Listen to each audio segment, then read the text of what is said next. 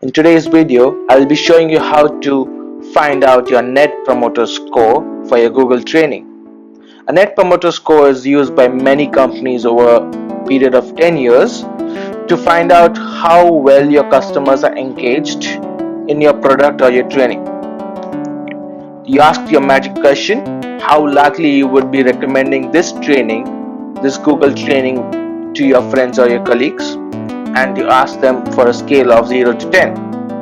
Now, the way the scale is divided is 9 and 10 are promoters, 7 and 8 are passive people, and 0 and 6 are the dangerous detractors. The promoters are like your marketing brand who are going to go and spread the word of mouth and more likely to buy more products, more likely to forgive you for any mistakes, and more likely to be engaged with you in the future. The passive people are the ones who don't care much.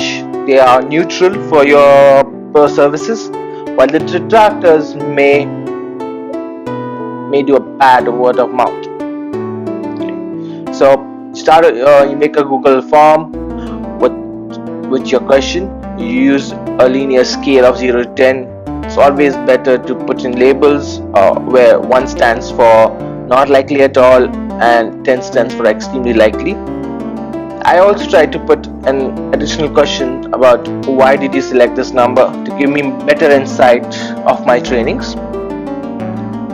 Once this is done, I export this into an Excel sheet, and here I have built in the formulas where it will find out the responses from 0 to 10 and also show me in a graph format, as well as show me the Net Promoter Score calculated on the sheet.